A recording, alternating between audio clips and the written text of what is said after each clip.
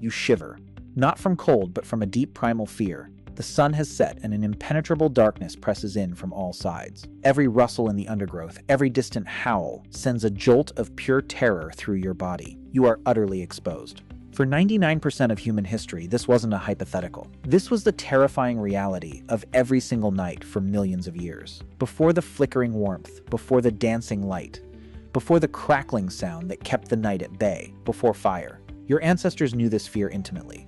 Imagine a world without fire. No cooked food, no warmth against the biting cold, no light to extend your day, no protection from predators.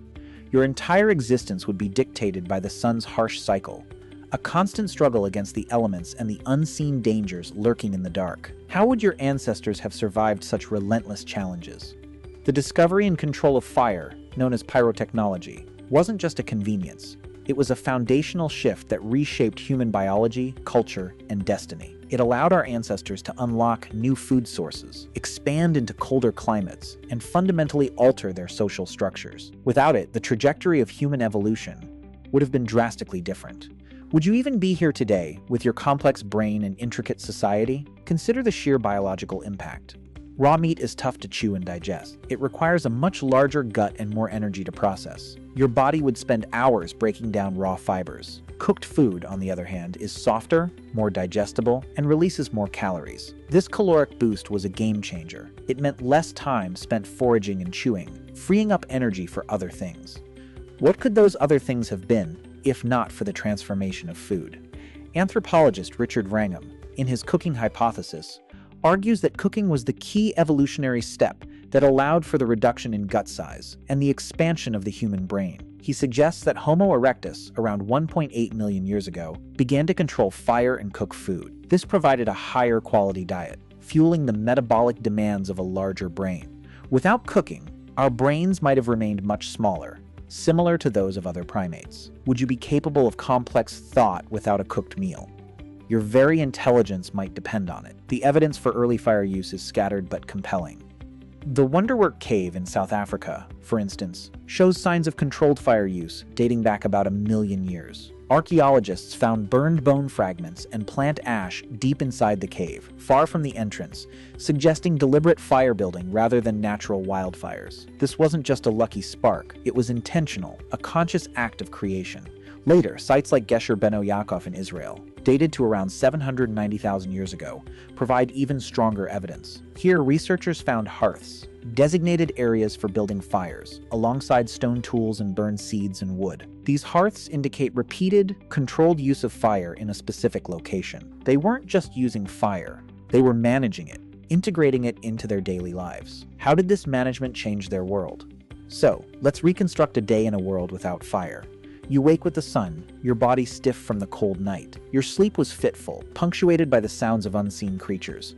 You spend your morning foraging for tough roots, raw berries, and perhaps some small, uncooked insects. Every bite is a struggle, your jaw aching from the effort. Your energy levels are low, constantly drained by the need to digest raw, fibrous foods. You are always hungry, always searching. As the day progresses, you remain exposed to the elements. No warm fire to dry your clothes after a sudden rain shower. No smoke to deter biting insects. Your social interactions are limited. Without a central hearth, there's no natural gathering place for storytelling, tool-making, or communal bonding after dark. As dusk approaches, anxiety mounts. You seek shelter in a shallow cave or a dense thicket, hoping to avoid the predators that roam freely under the moonless sky. Your world is small, dangerous, and defined by constant vigilance. Every shadow holds a threat. Your world is small, dangerous, and defined by constant vigilance. Every shadow holds a threat. Without fire, your ancestors were perpetually on the defensive, their lives a relentless cycle of seeking sustenance and avoiding danger. There was little time for reflection, for innovation, for the development of complex social structures. How much intellectual capacity could truly flourish under such constant pressure? The counterintuitive twist? Fire didn't just protect us from the dark. It created the conditions for our minds to flourish in the light. By providing warmth, it allowed early humans to expand their range into colder, more challenging environments, pushing the boundaries of their habitat. By cooking food, it reduced the energy expenditure on digestion, freeing up metabolic resources for brain development. This wasn't just about survival, it was about thriving, about unlocking new potentials within your ancestral lineage. Think about the profound sense of security fire offered. A roaring blaze kept nocturnal predators at bay, their glowing eyes reflecting the flames, their instincts warning them to keep their distance. This allowed your ancestors to sleep more deeply, more safely, without the constant fear of attack. What does a good night's sleep do for your cognitive abilities? This improved rest meant more energy for the day, better decision-making, and a reduced stress response, fundamentally altering the daily experience of being human. Beyond mere protection, fire extended the usable hours of the day. As the sun dipped below the horizon, your world would have plunged into absolute darkness, forcing all activity to cease. But with fire, a new kind of day began. The flickering light allowed for tool repair, the crafting of new implements, the preparation of food for the next day, and crucially, social interaction. This extended period of activity, especially after dark, provided a critical window for learning and cultural transmission. How much knowledge could be shared in the quiet glow of a fire that couldn't be shared in the frantic daylight? Fire also transformed the landscape of food. While Richard Wrangham's hypothesis focuses on cooking, fire offered other vital food processing benefits. It could be used to smoke meat, preserving it for longer periods, reducing the immediate pressure to consume everything at once. It could detoxify certain plants, making previously inedible resources available.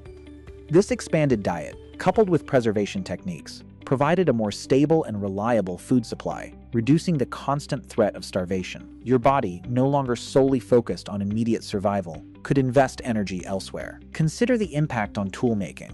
Wood, when heated, becomes more pliable, allowing for shaping and hardening. Flint, when carefully heated, can be flaked more precisely, yielding sharper edges for cutting and scraping. Fire was not just a source of heat, it was a workshop, a forge for early technology. The ability to create more efficient tools, from hunting spears to hide scrapers, directly improved your ancestors' chances of survival and their capacity to exploit their environment. How would you craft a perfect spear point without the aid of fire? Perhaps one of the most significant, yet often overlooked, impacts of fire was on social bonding and the development of language. A campfire is a natural focal point. It draws people together, creating a shared space for warmth, light, and security. Anthropologist Polly Wiesner's extensive work with modern hunter-gatherers, particularly the Juhansi of the Kalahari, highlights the critical role of firelight conversations. Around the fire, stories are told, myths are woven, plans are made, and social norms are reinforced. These extended, intimate interactions are crucial for building trust, fostering cooperation, and strengthening the intricate web of social relationships that define human societies. Without this shared space, would complex language, with its nuances and shared meanings, have developed as it did? The ability to control fire also enabled your ancestors to expand their territorial range. Moving into colder climates, previously uninhabitable, became possible with the consistent warmth provided by fire. This expansion meant access to new resources, new hunting grounds, and a greater resilience against localized environmental changes. It was a fundamental step in humanity's global migration, allowing your lineage to spread across continents. Imagine trying to survive an Ice Age winter without a reliable source of heat. Even your sleep patterns were altered. With the safety and warmth of a fire, your ancestors could afford to sleep in more consolidated blocks, rather than the fragmented, vigilant sleep of animals. This deeper, more restorative sleep is crucial for cognitive function, memory consolidation, and emotional regulation. It allowed your brain to process the day's events, to learn, and to plan. The quality of your rest, a seemingly simple thing, was profoundly shaped by that ancient flame. The quality of your rest, a seemingly simple thing, was profoundly shaped by that ancient flame. Fire also became a tool for innovation. Hardening spear tips, shaping tools, even creating early ceramics, these technologies all relied on controlled heat. It was the first great energy source, harnessed by humanity, a precursor to every technological leap that followed. Without fire, the Stone Age might have lasted indefinitely, our ancestors forever bound by the limitations of raw materials and brute force. The very concept of metallurgy, of shaping metals, would have been impossible, halting technological progress for millennia. Now reflect on your own life. You wake up in a warm bed, perhaps with a heated home. You prepare a cooked breakfast using a stove or microwave. You flip a switch, and light floods your room, banishing the darkness. You feel safe, secure, and connected to a vast network of information and people. All of this, every single comfort and convenience, traces its lineage back to that first controlled flame. Your ability to read this, to process complex information, to live in a structured society, is a direct consequence of that ancient mastery. Your body, your brain, your very society are products of fire. The ability to cook, to stay warm, to see in the dark, to gather and share stories, these are not just modern luxuries. They are the ancient gifts of a single transformative discovery.